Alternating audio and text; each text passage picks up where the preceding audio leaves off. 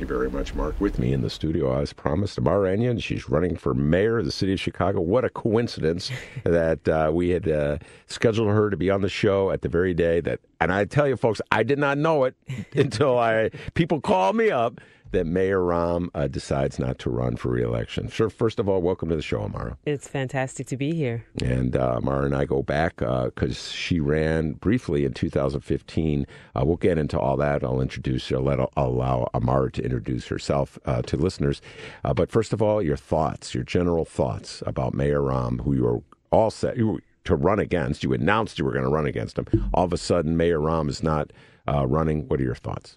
Well, I think he has realized that he is not the person to lead the city into the future. I think that we can go back to all of the different scandals, all of the different things that have happened in the city of Chicago, and it has become quite clear that he does not have the vision, the leadership skills, nor the commitment or buy-in from the city of Chicago to effectively lead the city, and hence why he has decided not to run again. I also think that this is a testament to the organizers who have been on the ground for the last 8 years on the issue. I mean, everyone can list, the impending Laquan McDonald trial, et cetera, but there have been organizers across the city who've been pushing on many of these issues for the last several years, and I think that has factored into this decision as well. Usually, or typically, or often, I should say, when an incumbent steps down, the people who are running for that office say nice things about the person. That's generally the way, the protocol. If for no other reason than you are looking for the support of voters who would have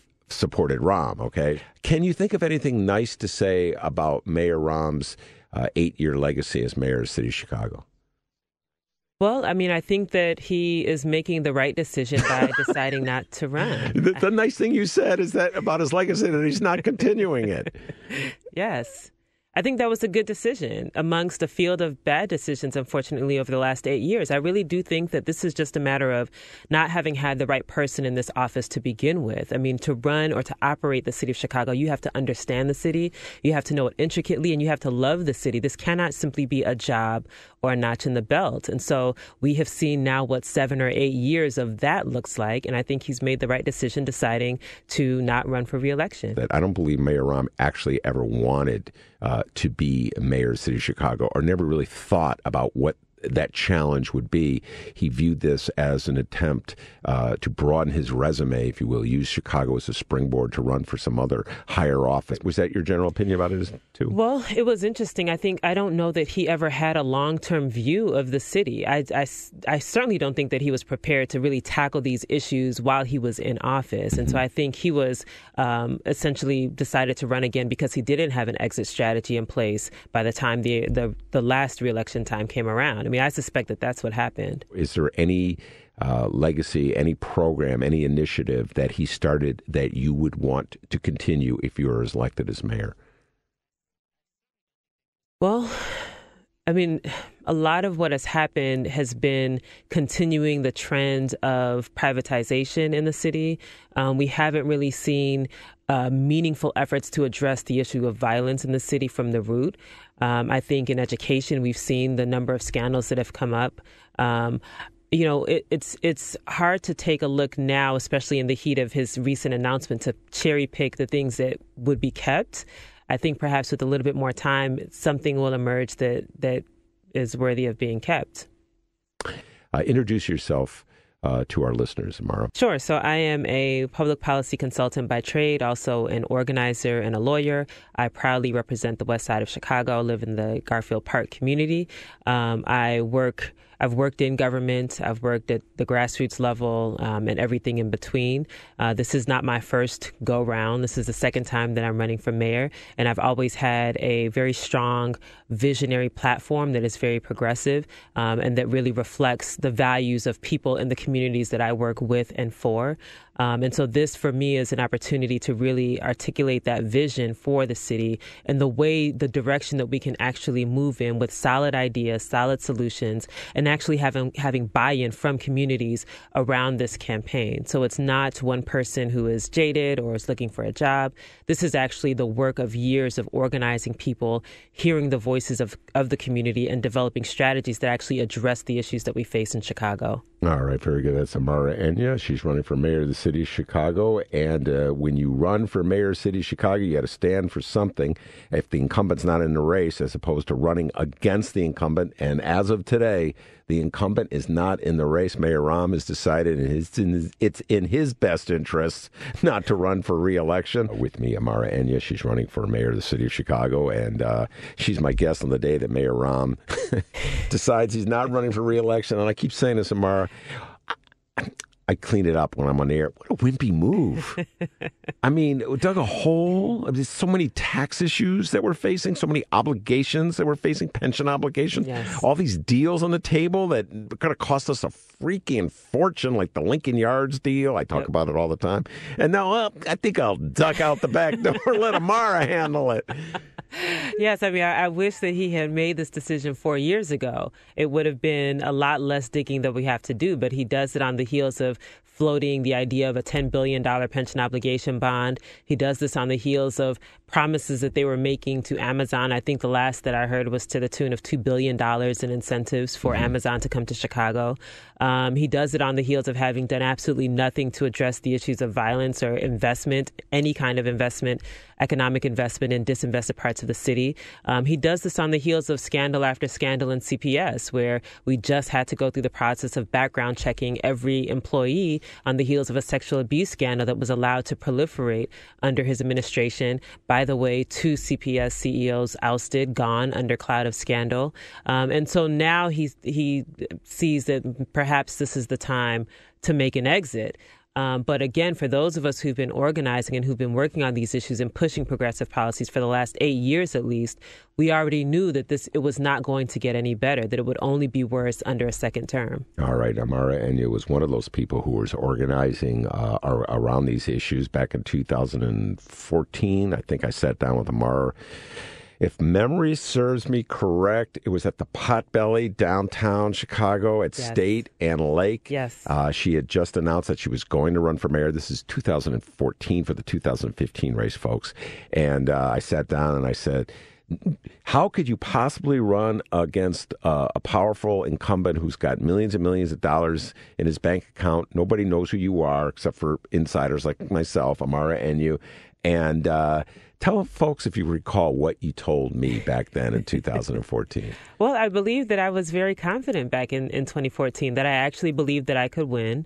And that I felt very strongly about the urgency of the issues that we faced at that time and our ability to actually move the city in the right direction. And I'm sure to you it was like, well, who is this person? But yeah, I felt the same way then as I do now, even more so. Actually, Amara, I'm going to have to say something. I was a jaded old man back in 2014. I have changed, and not for all the best reason. I'm going to tell you why, and then you react. I always subscribed to the notion that it'd take a powerhouse, everybody knew, a giant, to beat a sitting mayor. Donald Trump kind of proved me wrong when it came to politics. Not that he's a giant, not that anybody likes him, but he won despite the fact that he had none of the background that is traditionally associated with a president, okay? So it showed to me, you know what? All bets are off in terms of who can win. And I think in many ways you're far more qualified to be mayor of the city of Chicago than Donald Trump is to be president of the United States. But I guess, is that saying a lot? Well, yeah, but he's still, it's a good point there. Yeah. But in 2014, you didn't run because my good friend Ricky Hendon and Frank Avila, on behalf of Willie Wilson, challenged your petition. So talk about that whole process and what happened.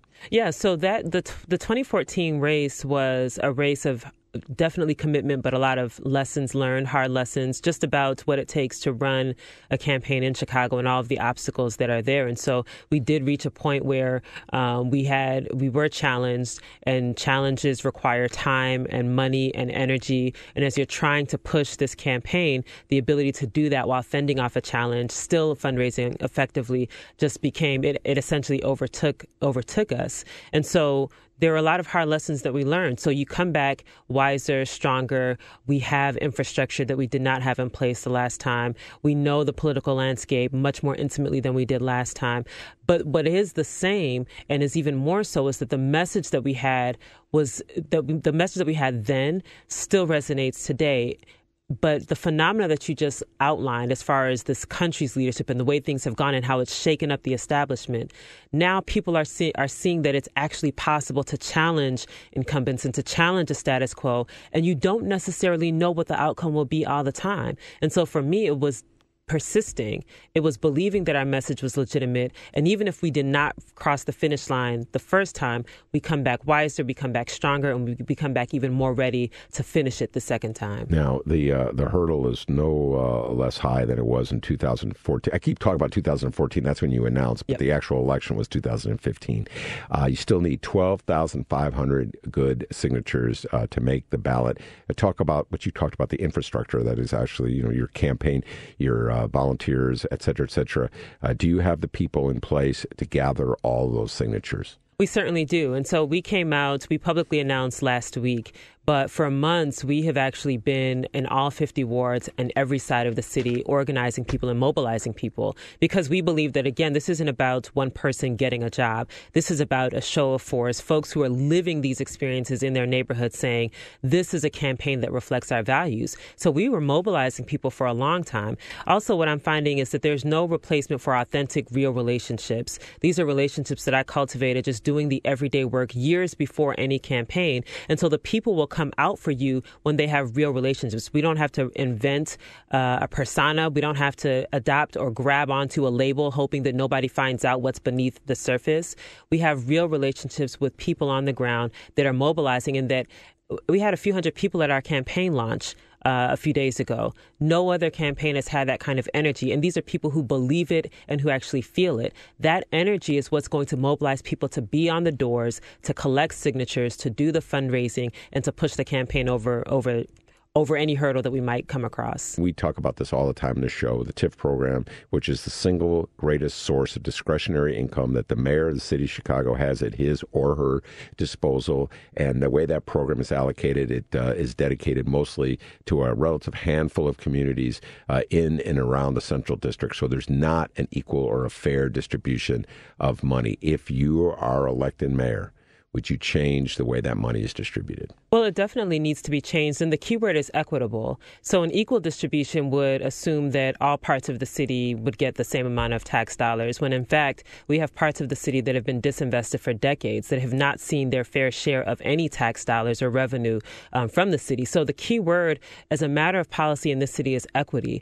Equity actually mandates that we take those resources and put more in those areas that have been ignored so that we can bring them up on par. That's what we haven't seen and we have not done. With the TIF program in particular, one of the big issues is transparency, right? Knowing who actually is making the decisions about where TIFs are used, where they're ported, who gets access to those dollars. With transparency, it creates accountability so that we can better track who is getting the dollars to make sure that blighted areas and economic development projects in neighborhoods that have been ignored, quite frankly, actually get to benefit from those TIF dollars. The other is not relying solely on the TIF program for the crux of our economic development work in the city of Chicago. For me, it's about putting forth transformative ideas. I talk a lot about cooperative economic models. How do we support different models that actually build generational wealth, build community wealth? I also talk about a public bank for Chicago. That would be an absolute game changer in terms of creating hundreds of millions of dollars of revenue, in terms of creating savings, and also saving us the hundreds of millions of dollars that we currently pay to private banks who charge us fees and fines to do business with them. We need these kinds of ideas that are transformative if we're going to have revenue to distribute equitably around the city. And that's what this campaign is about. It's about having new ideas and tangible solutions to the challenges that we face. Amara, and is my guest, when you talk about a public bank, briefly explain to folks what a public bank is. A public bank is basically a bank whose only function is to support the economy of the city. So everything from issuing low-interest loans for homeowners, for small business owners. It actually would create low-interest, low-cost for our infrastructure projects, which range in the billions of dollars. We currently pay 40 to 50% in cost overruns to private banks on all of our infrastructure projects. That money would actually be recirculated back into the economy. It actually supports the things that spur economic development in a city, and its allegiance is to the interests of the public, as opposed to private banks whose allegiance is to shareholders and to profit. So it would completely transform our ability to raise revenue, to save money and to actually spur economic development across the city. And what would the money in the public bank be that they would be able to distribute in the form of loans, et cetera? So right now, we hold our tax revenue in private banks. So we capitalize a public bank with the same money that we currently hold in private banks that charge us to keep our funds in their banks. So there's no need for a massive influx of new revenue to come from somewhere to capitalize it. We actually are just saying that we take the money that we currently hold in these private banks, shift it over to a public bank, and it allows us to do every function that a private bank does, but that money actually comes back into our economy. It generates revenue for us, and the allegiance is to making sure that the city is strong economically. Now, Amara, you know as well as I do that if such a public bank is created, there will be an outcry. And I mean a big outcry from corporate Chicago, from many of the banks that would lose the business. If you were elected mayor, what would you do to offset that outcry? The Tribune would be against. I could just see it already. All the people, they would call you a socialist. Some people would call you a communist. How would you deal with that? If they did, they have no fundamental understanding of finance or public finance, which is a field that I've worked in for years, and I work in this field nationally. The public bank idea is not new. The best performing bank in the country is a public bank in North Dakota. The new governor-elect of New Jersey, Phil Murphy, this was the hallmark of his economic platform. I know because I work in the same network that put this on his platform. And in 15 other states and cities across the country, they are moving in this direction. So Chicago needs to be a leader on this issue. If we're serious about addressing issues of revenue, addressing issues of waste, addressing our public finances and our fiscal health, we cannot continue to do the same things that have brought us here today, where we're trying to borrow $10 billion to cover our pensions and still not putting a dent in the depth of the financial issues that we're facing. That's Amara. She's running for mayor of the city of Chicago, and we got a caller who wants to talk to her. Let's get Dr. Laura on the phone, Dee. Hello, Dr. Laura. You're on the air with Amara Enya. Oh, happy day. Someone's happy. Oh, my God. Oh, it's just so wonderful. So I am calling for a couple of reasons. I'm so glad you brought up the City of Chicago-owned public bank. Amara, we love you, and we hope that you keep talking about that. And I also wanted to ask you, first of all, are you for the term limits initiative? Because we are going to get that thing on the ballot. Mm-hmm. And then my second question is, I really think we need a forensic audit of every department and every contract coming out of this, out of Rahms' administration. Would you be willing to go forward with that kind of investigation as to where the money is and where the money has gone? We cannot possibly be broke. And you guys proved it in your book. Right, so what do you think about that? Very good. Go ahead, Amara. Yes. So on the term limits question, so I did stand with former Governor Quinn a few years ago, actually, when he first put this on the radar. Mm-hmm. I think what he is doing is important because people are saying that they are tired of the way things are and they wanted change. And however they were going to do it, they were going to get that change. And so I stood with him then. I support the work that he's doing now. To Dr. Laura's other point about the book that I was one of the co-authors of Chicago Isn't Broke. Tommy Tresser. Exactly. Mm-hmm. So in that book, we laid out essentially where we find the money and the revenue to operate this city.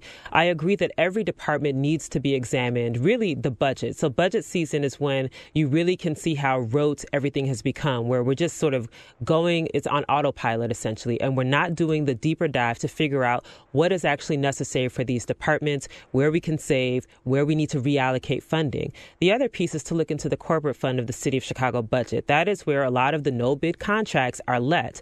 That is an area where we can find significant savings and uncover a lot of where the money that we never see is actually going. Mm-hmm. Now, Amara, you know that the reason why there was no forensic audit by Mayor Rahms, the reason why that he doesn't tell us like how much money are in the TIF bank accounts and how much where they're allocated is because the more uncertainty there is, the more ignorance there is on the behalf of the public toward where the money is, the more power and control he has over the budget. All right, that basic relationship, that basic connection between the ignorance of the public and the power of the mayor will not change if the mayor changes.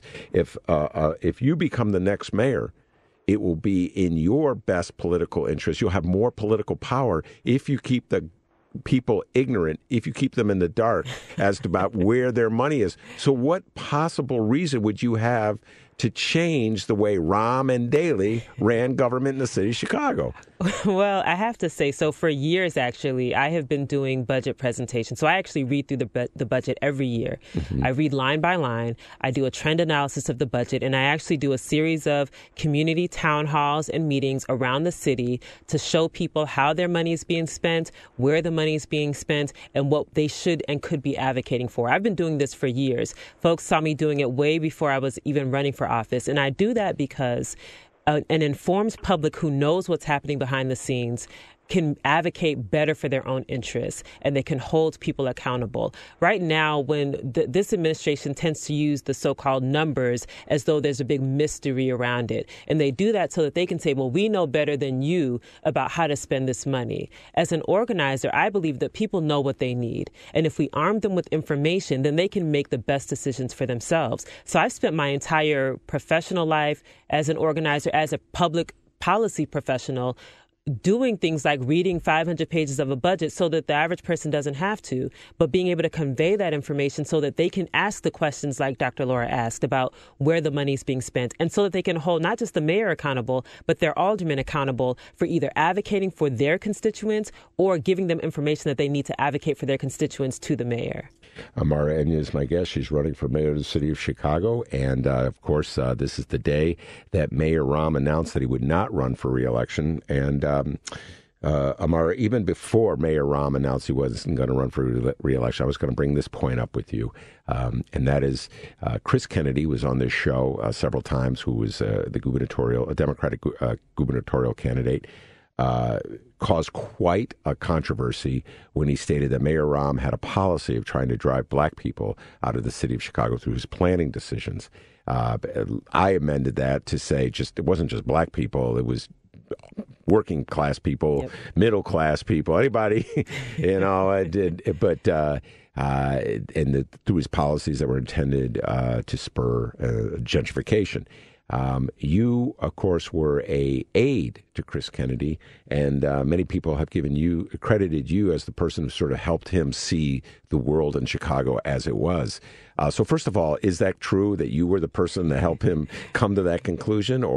And if so, do you still hold that belief? Well, the interesting thing is people can almost see the demarcation of when the rhetoric out of the Chris Kennedy campaign changed significantly. And that was around the time when I came on board the campaign. Anyone who engages me, I have a very long and public record on the issues, whether it's gentrification, education, privatization. And so if you're going to engage me, you're going to know where I stand on the issues. And the thing that was really good about that campaign was the ability to infuse all of the things that I've talked about for years onto a platform with a candidate who was willing to actually say those things that no one else was willing to say. And so we did shake it up when we talked about the strategic gentrification in Chicago. We did shake it up when we were one of the only campaigns that actually directly addressed the closing of 4 Inglewood schools. We were the only campaign that was willing to talk about the closing of National Teachers Academy and a level 1+ high-performing black school that was being closed to make room for more affluent families to get a high school.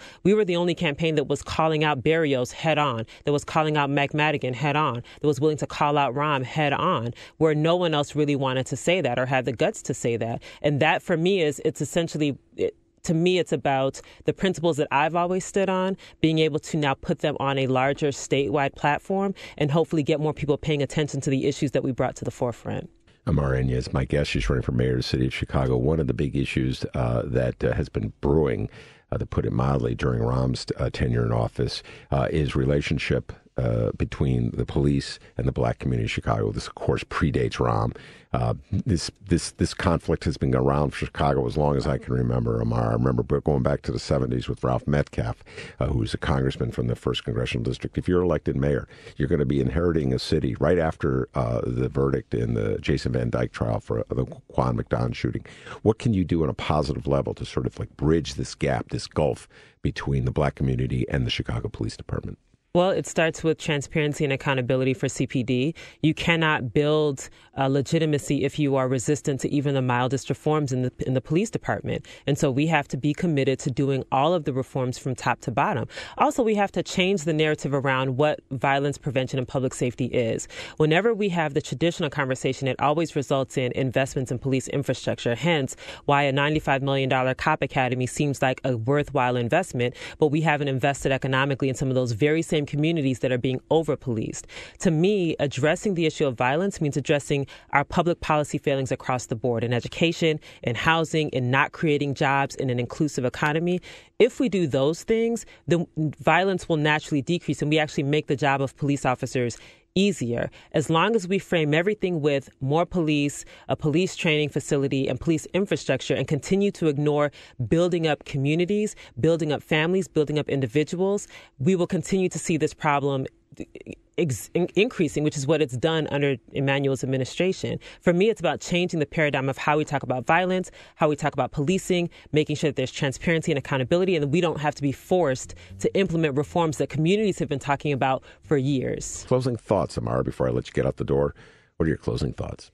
Well, this is our chance. This is our last and best opportunity to really move the city in the right direction. What it requires is visionary leadership that is powered by the people of this city, new ideas that are tangible, that can be implemented to really address our issues, and to finally move into the future that reflects the values that we have. And I think that is what our campaign represents. That is why we have so much energy behind the campaign, and why we have people all across the city that are actually enthusiastic about supporting this campaign and taking us across the finish line.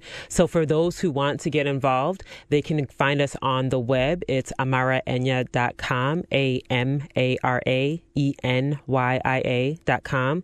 We're also on all of the social media, Facebook, Twitter, Instagram. We are all over the city. If you see the black T-shirts with my name across the front, please sign their petitions because they are out in force. We'll be out in force until it gets cold outside, and we're just excited. All right, Amara Enya, that's Enyia. I often forget to put the I between the Y and the A. Yes. As a guy whose name has been mispronounced and misspelled for my whole life, Amara Enya, I can really appreciate what you go through on a regular basis. I want to thank you very much for coming on the show. I want to bring you back to discuss all the issues. This is a hugely important election that Chicago is facing, and I want as many progressive voices have the opportunity to articulate their worldview. So thank you so much for coming on the show. Thanks for having me. All right, that's Amara Enya. I'm Ben Joravsky. We got fun.